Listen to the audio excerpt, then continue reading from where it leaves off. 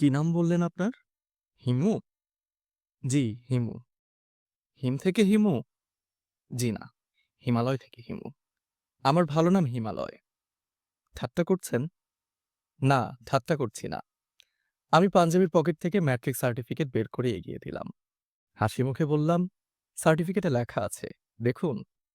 এসা হতভম্ব হয়ে বলল, আপনি কি সার্টিফিকেট পকেটে নিয়ে ঘুরে বেড়ান? জি, সার্টিফিকেটটা পকেটেই রাখি। হিমালয় নাম বললে অনেকেই বিশ্বাস করে না। তখন সার্টিফিকেট দেখাই। ওরা তখন বড় ধরনের ঝাঁকি খায়। আমি উঠে দাঁড়ালাম। এশা বলল, আপনি কি চলে যাচ্ছেন? হুম। এখন যাবেন না, একটু বসুন। আমার যেহেতু কখনোই কোনো তাড়া থাকে না, আমি বসলাম।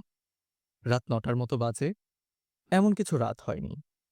কিন্তু এ বাড়িতে মনে হচ্ছে নিশুতি। কারো কোনো সাড়া শব্দ নেই। বুড়ো মনে হয় এই ফ্ল্যাটের নয়, পাশের ফ্ল্যাটের।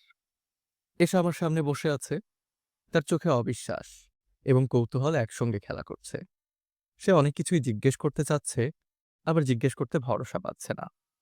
আমি তাদের কাছে নিতান্তই অপরিচিত একজন। তার দাদিমা রিকশা থেকে পড়ে মাথা ফাটিয়েছেন।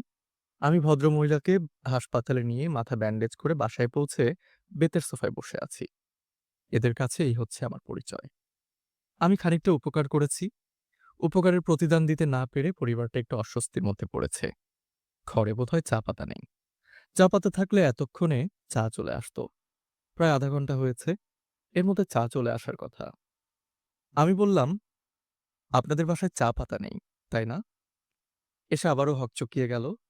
বিস্ময় গোপন করতে পারল না। গলায় অনেকখানি বিস্ময় নিয়ে বলল, না, নেই।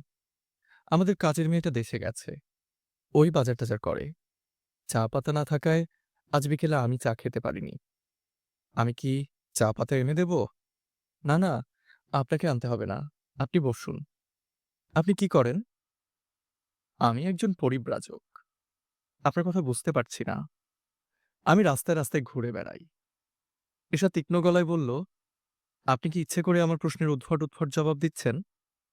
আমি হাসি মুখে বললাম, যা সত্যি তাই বলছি। সত্যি কথার বিপদ হলো সত্যি কথার গ্রহণযোগ্যতা কম। যদি বলতাম আমি একজন বেকার, পথে পথে ঘুরি, তাহলে আপনি আমার কথা সহজে বিশ্বাস করতেন। আপনি বেকার নন? জি না, ঘুরে বেড়ানোই আমার কাজ। তবে চাকরি বাকরি কিছু করি না। আজ বরং উঠি। দাদিমা আপনাকে বসতে বলেছেন। উনি কি করছেন? শুয়ে আছেন। মনে হয় ঘুমিয়ে পড়েছেন। আপনি যদি চলে যান, তাহলে দাদিমা খুব রাগ করবেন। তাহলে বরং অপেক্ষাই করি।